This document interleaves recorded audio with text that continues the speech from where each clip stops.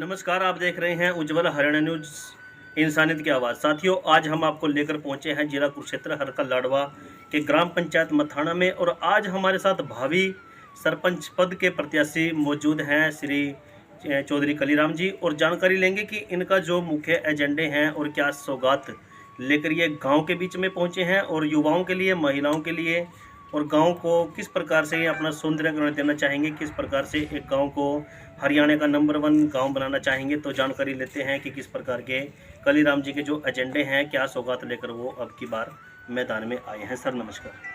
नमस्कार जी। सर, आपका स्वागत है उज्ज्वल हरियाणा न्यूज में इंसानियत की आवाज़ में। आपको भी नमस्कार जी। मैं आपके चैनल के माध्यम से सभी ग्रामवासियों व देशवासियों को तीज की, रक्षाबंधन की और 15 अगस्त की बधाई देता हूँ जी। और आप लोगों का स्वागत करता हूँ कि आपके चैनल के माध्यम से मैं अपनी बात लोगों तक पहुँचाना चाहता हूँ। जी, तो कलीराम जी, किस प्रकार की सोच है आपकी, किस प्रकार से अपने गांव को आप हरियाणा का नंबर 1 गांव बनाना चाहेंगे, किस प्रकार की सोच आपकी रहेगी गांव के कार्यों के प्रति? सोच तो मेरी बहुत अच्छी है जी, और मैं काम करने में विश्वास रखता हूँ। ज़्यादातर हम समाज में देखते हैं जी।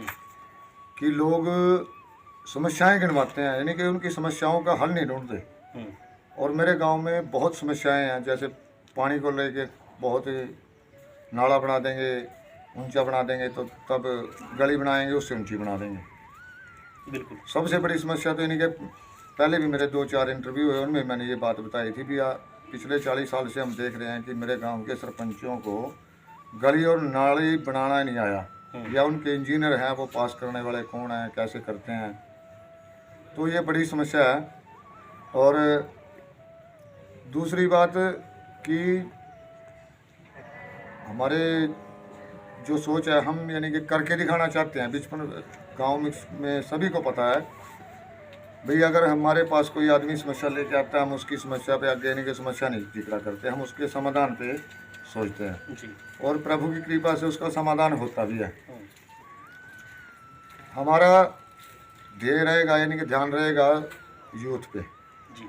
यूथ को नशे से बचाना। मेरे गांव में कुछ लड़के हैं जो स्मैक और सुल्फे की तरफ आकर्षित हो चुके हैं, शराब की तरफ। बहुत अच्छे अच्छे जवान लड़के इसमें फंस चुके हैं। तो उस नशे से बचाने के लिए हम खेलों में बच्चों को आकर्षित करेंगे, अकेडमियाँ खुलवाएंगे, कोचों का उपलब्ध कराएंगे, और पंचायत की तरफ से हम इनको जो भी सुविधा उपलब्ध होगी वो सब सुविधाएं उपलब्ध कराएंगे। जी। तो कलीराम जी, बताना चाहेंगे कि जैसे अभी आपने बताया है कि हमारा मुख्य फोकस रहेगा गांव के युवाओं की तरफ।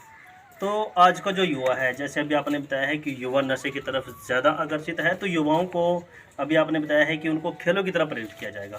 तो इसके साथ अगर बात करें महिलाओं की, तो महिलाएं भी आज जो महिलाओं की बात करें, आज जो वो फ्री महिलाएं हैं उनको घरों में रोजगार किस प्रकार से दिया जाएगा, किस प्रकार से महिलाओं को अपग्रेड किया जाएगा, किस प्रकार से उनको उन्नति की राह पर अपने गांव को लेकर चलेंगे आप? महिलाएं पहले से तो काफ़ी जागरूक हैं, और कुछ महिलाएं हैं जो समाज सेवा के कार्य कर रही हैं, और हम उनको प्रोत्साहन पहले भी देते आ रहे हैं, और आगे भी हमारा ये महिलाओं में जागृति आएगी तो बच्चों में आएगी। क्योंकि महिला परिवार का पालन पोषण करती है। आदमी तो घर से बाहर चले जाता है, बच्चा नशा कर रहा है या कोई खेल रहा है या शरारत कर रहा है, तो वो सारा बार बोझ महिला भी होता है घर की। तो काम तो और भी बहुत लाखों काम है, यानी कि मैं चाहता हूँ कि अगर मेरे को मौका मिलेगा, मैं अपने गांव को, सोच तो मेरी है अभी मैं पूरे देश में चमकाऊँ। अगर देश में नहीं तो हरियाणा में, यानी कि मेरे गांव का अगर नाम नहीं है तो सरपंची करने का फायदा नहीं। कोई फायदा नहीं। बिल्कुल। हाँ।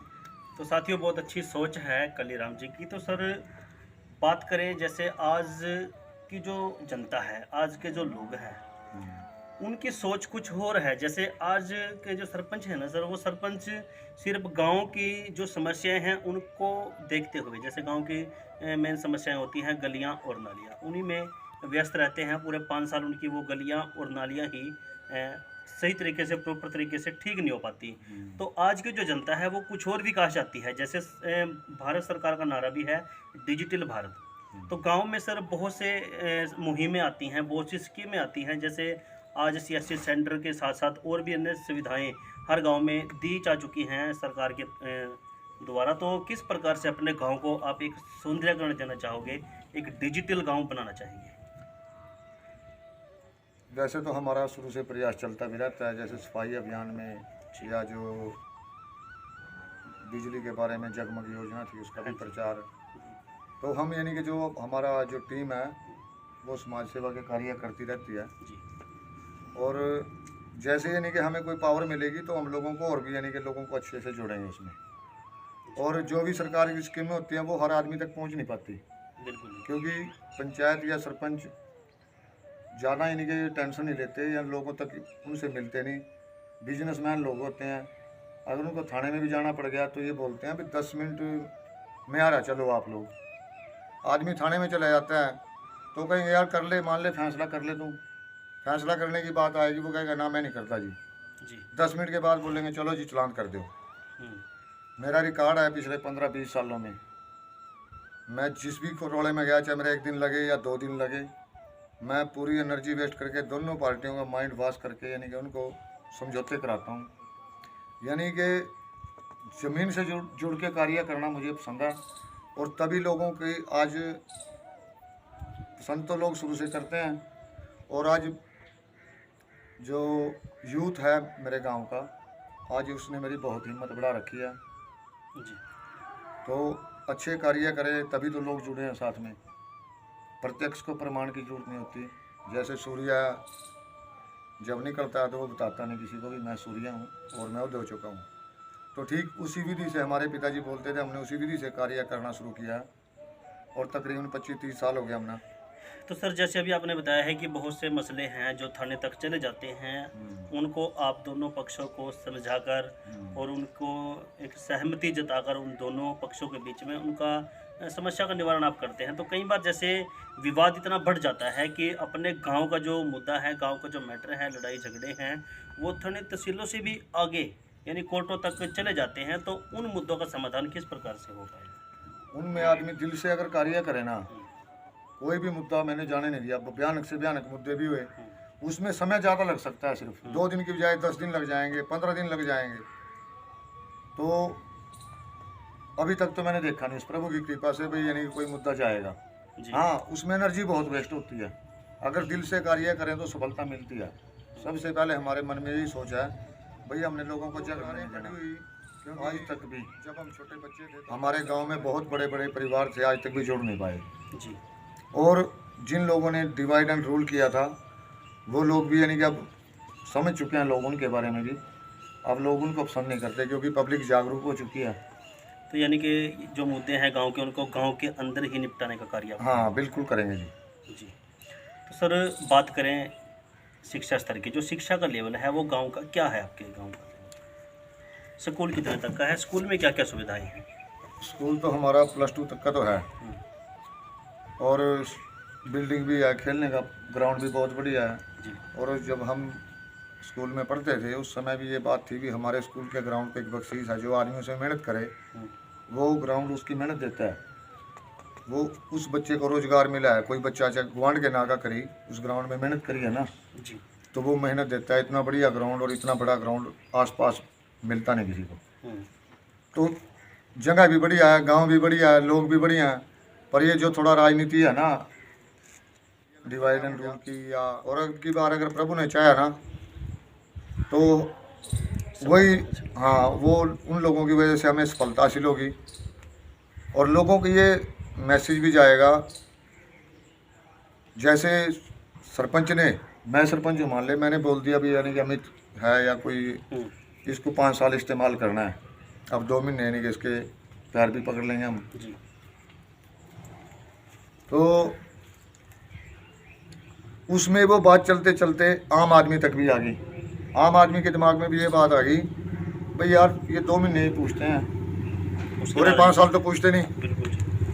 तो इन लोगों ने भी यानी कि सोच लिया भी पूछ देते हैं नहीं, अभी जितना रखना रख लो, अब बोलते हैं अब ये तो पैसे लगते हैं, 1 करोड़ रुपया लगता है, 1.5 करोड़ लगता है, कोई नहीं लगता जी। हम 12-18 यानी कि लोगों की हेल्प करते हैं, रुपए में, गाड़ी में, जैसा भी बन पाता है। तो कलीराम जी, आपके गांव की कुल वोट, आबादी और वार्ड कितने हैं? आबादी तो 10-12 के करीब है, 10-12 हज़ार के करीब, जी और वोट हैं 4700-4800 के आसपास, जी और वार्ड 20 हैं जी। जी। मेरे गांव में 20 वार्ड हैं। तो सर, आज के समय में आज एक मुद्दा बहुत ही गंभीरता से सामने आ रहा है, जैसे कि सरकार द्वारा, पुरानी जो सरकारें थी उनके द्वारा जो पात्र लोग थे उनको बहुत सी सुविधाएं दी गई थी राशन कार्ड की, जैसे बीपीएल राशन कार्ड लोगों के बनाए हुए थे। तो आज के समय में उन बीपीएल राशन कार्डों पे जो सुविधाएं थी वो ख़त्म कर दी गई हैं, और बहुत से लोगों के जो पात्र लोग थे उनके भी राशन कार्ड कट चुके हैं। शायद आपके गांव में भी ये समस्या बहुत सी आपके सामने देखने को आ रही होगी। तो इस समस्या के बारे में आप क्या कहना चाहेंगे? बस ये कुछ तो सरकार की भी डील होती है। सरकार ये नहीं, ये ठेका दे देती है, टेंडर दे देती है, लोग वहीं बैठे बैठे सर्वे कर लेते हैं, और कुछ लोग राजनीति के कारण यानी कि योग्य आदमी के कटवा देते हैं और अपने नंबर बनाने के लिए अपने आदमियों के नाम जुड़वा देते हैं जी। जो आदमी वहीं बैठा बैठा 1-2 के टच में आ गया, भी मेरे पास सर्वे है, फ़ोन कर लिया, तो ग्राउंड लेवल पे सर्वे नहीं हुआ है। जी। ग्राउंड लेवल पे अगर सर्वे होगा तो उसमें टाइम लगेगा, 1-2 महीना वेस्ट होगा। अब जो टेंडर ले लेते हैं सर्वे का, वो वहीं बैठे बैठे कर देते हैं। तो जैसे 2005 के सर्वे में बहुत से लोगों के राशन कार्ड बीपीएल बना दिए गए थे, बहुत से लोगों को काट दिए गए थे। तो उसके बाद आज तक आपके गांव में 2005 से लेकर दोबारा सर्वे हुआ है? ना जी, वैसे तो सर्वे हो रहा है, होता है कागजों में, तो बाकी यानी कि ग्राउंड लेवल पे नहीं हुआ जी। तो सर, जैसे त्योहारों का सीजन अब चल चुका है, त्योहार जो नज़दीक, रक्षाबंधन नज़दीक है, 15 अगस्त नज़दीक है, तो अपने गांव की जनता को और देशवासियों को हमारे चैनल के माध्यम से क्या संदेश आप देना चाहोगे? मैं आपके चैनल के माध्यम से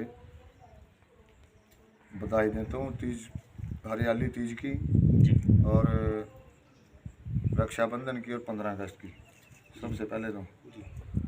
और उसके बाद मैं एक अलग सा संदेश देना चाहता हूँ जी।